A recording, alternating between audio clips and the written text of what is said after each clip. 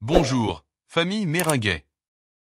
N'oubliez pas de liker et de vous abonner à la chaîne et d'activer la cloche pour tout savoir sur le Real Madrid.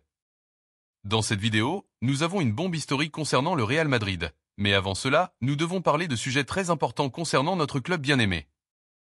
Commençons par le premier. L'été nous a déjà apporté la chaleur du marché des transferts et avec elle une nouvelle qui non seulement nous remplit de fierté, mais nous positionne une fois de plus comme l'épicentre du football mondial. Une information qui a secoué l'élite européenne, mais qui nous, ceux de la Casablanca, fait sourire. Miguel Gutiérrez, ce talent forgé dans nos propres entrailles, dans notre glorieuse pépinière, est devenu le nom le plus convoité en ce début de marché estival. C'est l'arrière-gauche du moment, le joyau que tout le monde veut, mais qui, pour notre satisfaction, est prédestiné à revenir à sa véritable maison, le Santiago Bernabéu. Alors qu'en Italie, trois des géants de la série, à Naples, la Juventus et l'Inter Milan, se démènent pour obtenir ses services. Le plaçant comme l'une de leurs priorités absolues, le Real Madrid observe avec cette sérénité et cette autorité que seul le plus grand club du monde peut afficher. Ils le veulent, ils le désirent, mais la réalité est que le destin de Miguel est blanc et nous avons la poêle par le manche. Parce que Miguel Gutiérrez n'est pas seulement un joueur de plus sur le marché, c'est notre produit de la Contra, un morceau de notre histoire récente et son retour est une question de justice et de vision d'avenir. En Italie, l'urgence est palpable. Antonio Conte, avec sa marque de fer, a fait de Miguel une priorité pour Naples, cherchant un latéral qui se projette à l'attaque et maintienne la discipline tactique. La Juventus le voit comme le compagnon idéal pour sa défense, un complément parfait. Et à Milan, le possible départ de Théo Hernandez ouvre une porte, une opportunité qu'il croit unique. Mais la vérité est que pendant qu'il planifie des scénarios hypothétiques, nous planifions son retour à la réalité, à son équipe. Car à ses 23 ans, Miguel Gutiérrez a complété une campagne tout simplement spectaculaire avec Girona. Il a disputé 36 matchs, marqué 2 buts et donné 3 passes décisives. Mais au-delà des statistiques froides, sa performance a été une constante démonstration de qualité, de maturité et de progression. Il a montré être un latéral moderne, avec un déploiement physique brutal, une vision de jeu exceptionnelle et une capacité à déborder et à centrer qui le rend unique dans sa position. Il a mûri, il a grandi, il a explosé loin de la maison, mais toujours avec l'ADN madrilène imprégné dans chacune de ses actions. Et cette performance constante, cette évolution imparable a éveillé l'intérêt de plusieurs clubs européens. Oui, mais aucun n'a ce que nous avons, la préférence du joueur et une partie de ses droits. Girona, logiquement, n'a pas l'intention de le laisser partir pour moins de 25 millions d'euros, un chiffre qui devient le point de départ pour toute négociation. Mais ce prix est simplement une formalité pour nous, car le Real Madrid conserve intelligemment une partie de ses droits sur Miguel. Cela signifie que nous ne nous contentons pas d'observer attentivement une éventuelle vente qui pourrait nous laisser des bénéfices économiques indirects. Cela signifie que nous avons une position de privilège, une voie préférentielle, une option de rachat qui nous permet de contrôler son destin et de décider quand est le moment parfait pour le ramener à la maison. Et ce moment, madridista, est arrivé. Avec le départ probable de certains effectifs sur notre aile gauche et la nécessité d'avoir un joueur de garantie avec une projection et qui connaît la maison, le retour de Miguel Gutiérrez devient une priorité absolue. Ce serait une incorporation qui apporterait de la compétition, de la qualité et une solution pour le présent et l'avenir pour une position clé dans notre schéma. Un joueur qui sait déjà ce que c'est que de porter notre maillot, qui a absorbé nos valeurs, qui connaît l'exigence du Santiago Bernabéu. L'histoire de Miguel Gutiérrez au Real Madrid n'est pas celle d'un simple produit de la Contra. C'est celle d'un talent brillant qui, comme tant d'autres, a eu besoin de s'envoler du nid pour se renforcer, pour gagner des minutes, pour démontrer sa valeur dans l'élite. Et il l'a fait avec brio. Il a démontré qu'il avait le niveau pour concourir sur les grandes scènes, pour être titulaire dans une équipe de Ligue des Champions, pour marquer la différence. Son passage à Girona a été une maîtrise, un master accéléré dans le football de haut niveau et maintenant ce processus de maturation est terminé. C'est le moment pour lui de revenir à sa véritable maison, là où il appartient. Son profil correspond parfaitement à ce que cherche le Real Madrid. C'est un latéral gauche moderne avec une projection offensive brutale, capable de s'incorporer à l'attaque avec danger, de mettre de bons centres et de s'associer dans les zones d'avant-garde. Mais il n'est pas seulement un attaquant, il a également considérablement amélioré ses tâches défensives, montrant une discipline tactique et une capacité de récupération qui en font un footballeur très complet. Son intelligence pour lire le jeu et sa vision de passe sont des qualités qui le distinguent et qui lui permettraient de s'adapter sans problème à notre style de jeu, à l'exigence de la possession et de la verticalité. La jeunesse de Miguel, à ses 23 ans, est un autre atout inestimable. Il a une énorme marge de progression, il n'a pas encore atteint son plafond et sous la tutelle de notre staff technique, entouré des meilleurs joueurs du monde et dans l'environnement d'exigence maximale et de compétitivité que offre le Real Madrid. sa progression serait encore plus grande. Nous ne parlons pas d'un recrutement d'urgence, mais d'un investissement à long terme dans un joueur que nous connaissons déjà, que nous savons ce qu'il peut donner et qui, de plus, ressent nos couleurs depuis l'enfance. Ce mouvement, son possible retour, irait bien au-delà du pur aspect sportif. Ce serait un message clair au monde du football et surtout à notre propre contrat. Le Real Madrid prend soin des siens. Le Real Madrid fait confiance aux talents qu'il forme et bien que parfois il soit nécessaire qu'ils sortent pour se forger. Pour grandir, la porte de la maison sera toujours ouverte pour ceux qui démontrent le niveau et l'engagement nécessaires pour porter le maillot blanc. C'est un message de cohérence, d'appartenance, de foi en notre modèle de formation. Alors qu'en Italie on se désespère de l'obtenir, lançant des offres et tirant des ficelles, la réalité est que le Real Madrid a la priorité et c'est quelque chose qui ne s'achète pas avec de l'argent. La relation avec le joueur, la partie des droits que nous possédons encore et l'ambition de Miguel de triompher dans le club de ses rêves sont des facteurs qui jouent en notre faveur et qui font que son retour soit une option plus que réelle, une option préférentielle. Ils peuvent le vouloir, ils peuvent en avoir besoin, mais nous avons l'avantage. Cette situation montre également, une fois de plus, l'astuce de notre direction, la vision de Florentino Pérez pour toujours maintenir un contrôle sur nos talents les plus prometteurs. On ne les laisse pas partir complètement. On leur donne l'opportunité de grandir, oui, mais toujours en maintenant un lien, une voie de retour. C'est une politique intelligente qui nous permet de ramener des joueurs confirmés sans avoir à entrer dans des enchères effrénées, comme cela arrive souvent à d'autres équipes. Le fait que l'entourage du joueur donne la priorité au Real Madrid est la confirmation de ce que nous savons déjà. La deuxième nouvelle concerne une décision très importante pour le club. Le pouls du marché des transferts ne cesse de s'accélérer, nous apportant des débats qui nous retournent parfois l'estomac. Une nouvelle a commencé à circuler avec force, une nouvelle qui implique l'un des nôtres, l'une des promesses les plus éclatantes qui a atterri dans notre sacré Real Madrid, Endrick. Il est commenté que la Juventus, ce vieux connu du football italien, a mis son radar sur lui. Tandis qu'à la capitale espagnole, on évalue apparemment comment le jeune attaquant s'intégrera dans les plans de notre nouvel entraîneur, Carlo Ancelotti. Et c'est là que, en tant que madridista de cœur, je dois élever la voix avec véhémence. Parce que bien que l'attaquant de 18 ans commence à peine son étape passionnante à la Casablanca, son futur immédiat ne devrait en aucun cas être conditionné par la forte compétition en attaque ni par les mouvements que prépare l'entraîneur basque. La simple idée qu'Endrick puisse partir, être prêté ou vendu, selon ma conviction la plus profonde, une erreur colossale et impardonnable. Il est parlé avec une certaine légèreté que Carlo Ancelotti, dans ses premières décisions à la tête de l'équipe merengue, a déjà donné du protagonisme à des profils différents comme celui de ce talent qui s'est fait une place lors des entraînements avec ses performances. Dans ce contexte, il est suggéré qu'Endrick devra se battre pour des minutes dans une équipe qui, il est vrai, est remplie de talents offensifs. Cette situation, nous dit-on, n'est pas passée inaperçue pour les clubs qui cherchent des opportunités sur le marché. Mais allons-y, madridista, depuis quand le Real Madrid a-t-il peur de la compétition interne ? Depuis quand remettons-nous en question la valeur d'un talent que nous avons recruté avec une vision à long terme ? Payant un montant important pour le simple fait qu'ils doivent gagner sa place ? La compétition est saine, c'est le moteur de l'excellence. Et Endrick n'est pas un joueur quelconque qui est arrivé par hasard. C'est un pari pour l'avenir, un projet de star mondiale. Il est murmuré que la Vecchia signera, attentive aux possibles déséquilibres dans notre vestiaire. Comme s'il y avait des déséquilibres dus à la saine compétition au Real Madrid. A commencé à explorer les possibilités d'incorporer le Brésilien. Selon les médias italiens, la Juventus serait prête à négocier un prêt ou même. Et c'est ce qui est le plus préoccupant, à évaluer un achat si les conditions le permettent. Prêt ? Achat ? Nous sommes faux. Nous avons oublié ce qu'Endrick représente. Heureusement, de l'entourage du joueur, on insiste sur le fait qu'Endrick a comme priorité non négociable de triompher au Bernabeu et de convaincre Carlo Ancelotti de sa valeur. Et c'est précisément ce qui doit se passer. Sa priorité, et la nôtre, doit être qu'Endrick reste, qu'il se consolide, qu'il explose ici, chez lui. Avec le marché en pleine ébullition et de nombreux fronts ouverts. Le nom d'Endrick s'ajoute à la liste des situations que le Real Madrid doit gérer avec la précision d'un chirurgien. Mais ce n'est pas une situation de plus. C'est la gestion d'un actif de valeur inestimable, d'une promesse qui est déjà une réalité naissante. Le club italien, pour sa part, ne perd pas de vue un joyau qui pourrait devenir un grand investissement en moyen terme. S'il ne trouve pas suffisamment d'espace dans le projet blanc actuel. Et c'est là que nous devons être catégoriques. Endrick doit trouver cet espace.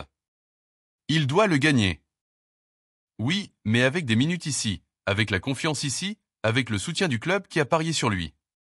Rappelons l'histoire madridista. Combien de fois avons-nous vu de jeunes talents partir en prêt, bien qu'ils brillent?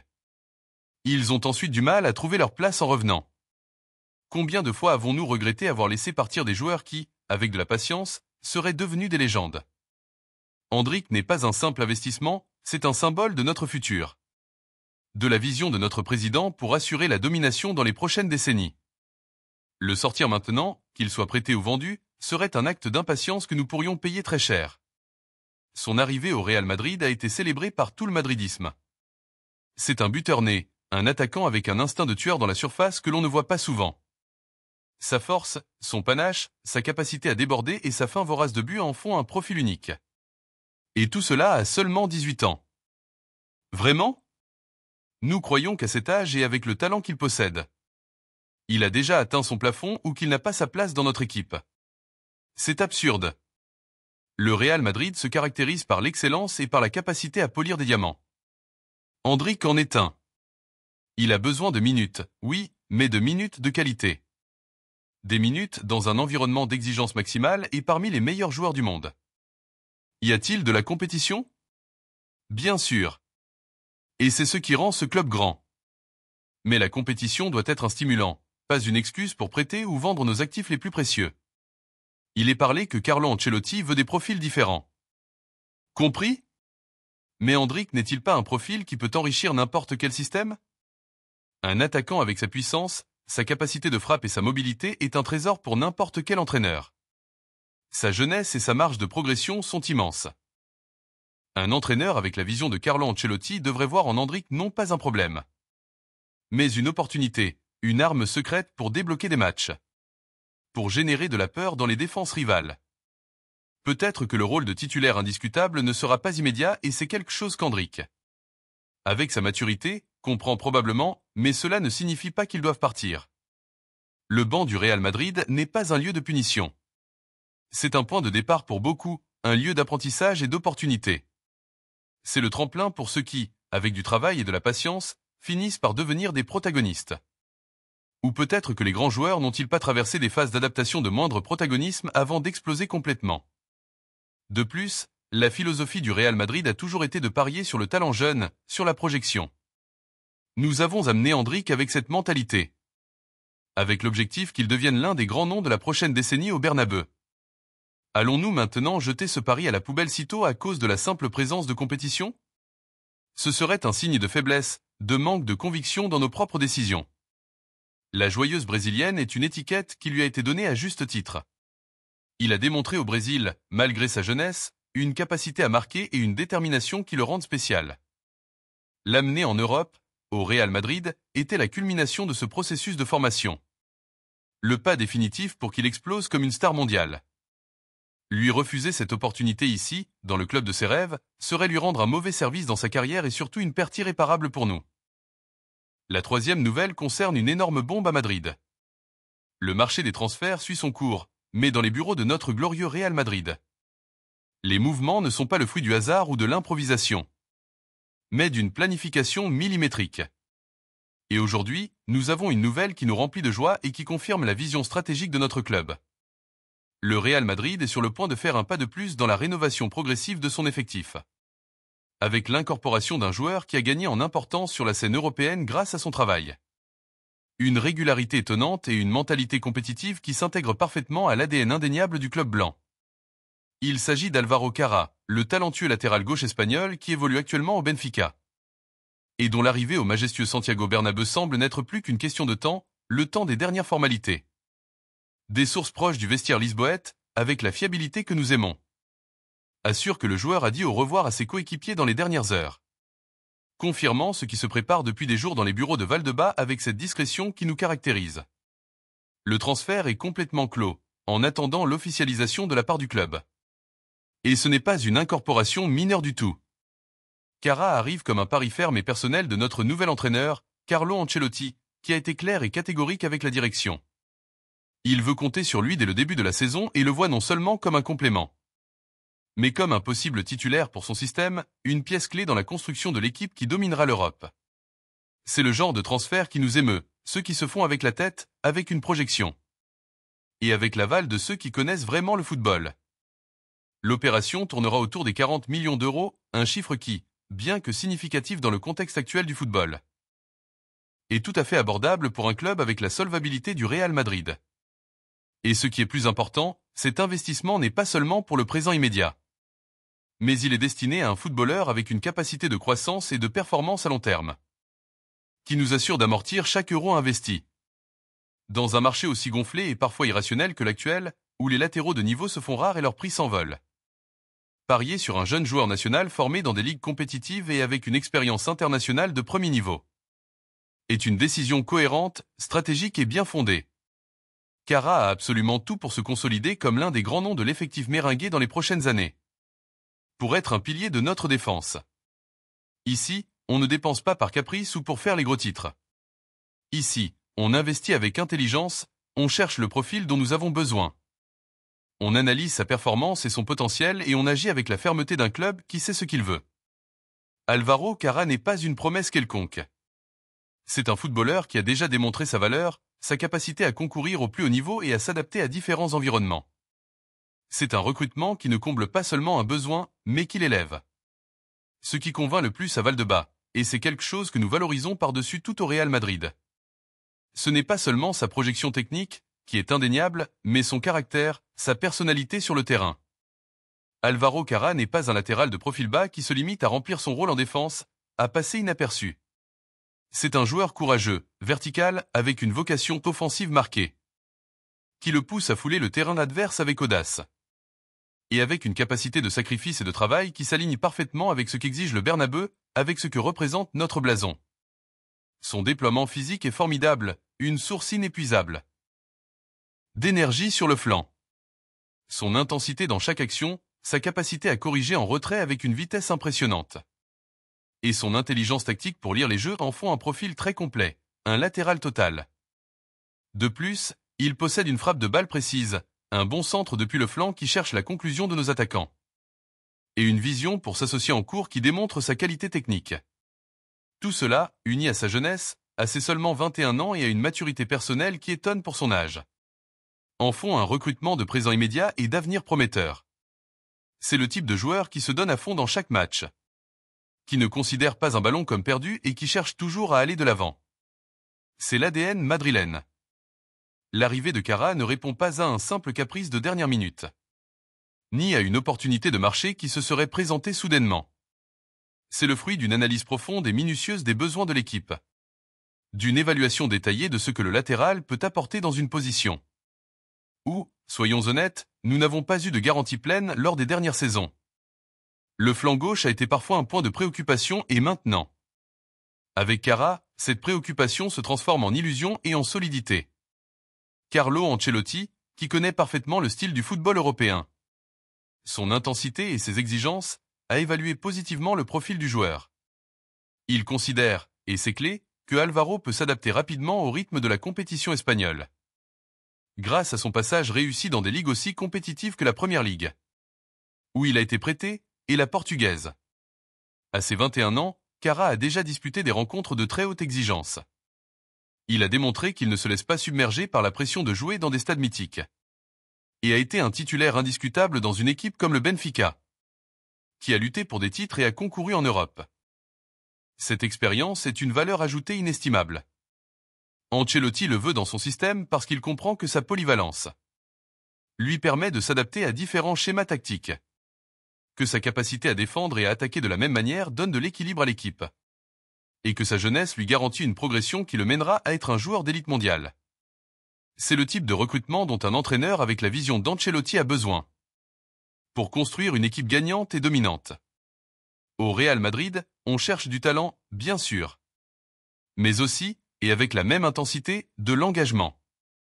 Et Alvaro Kara, il n'arrive pas au club avec des exigences démesurées, avec l'aura d'une star qui parfois complique les dynamiques du vestiaire et génère des frictions. Il arrive avec humilité, avec cette faim insatiable de grandir, d'apprendre, de s'améliorer chaque jour, sachant qu'il devra gagner chaque minute sur le terrain avec du travail acharné. Ce type de recrutement sont ceux qui, avec le temps, lorsqu'on regarde en rétrospective, finissent par être valorisés comme de grands succès. Des joueurs qui arrivent sans faire trop de bruit médiatique, sans les unes grandioses qui accompagnent d'autres incorporations. mais qui, avec professionnalisme, une performance constante et une adaptation exemplaire, deviennent des habitués des alignements titulaires. Le Real Madrid n'a pas seulement besoin de stars étincelantes qui résolvent les matchs avec un coup de génie. Il a aussi besoin de footballeurs qui soutiennent l'équipe, qui donnent de l'équilibre dans toutes les lignes, qui marquent le ton physique et tactique des rencontres, qui soient les poumons de l'équipe. Kara peut remplir cette fonction depuis le flanc gauche, apportant une solidité défensive que nous avons parfois manquée, mais aussi une présence offensive constante, ouvrant le terrain, générant du déséquilibre et des avantages en attaque. Laissez-nous votre opinion dans les commentaires.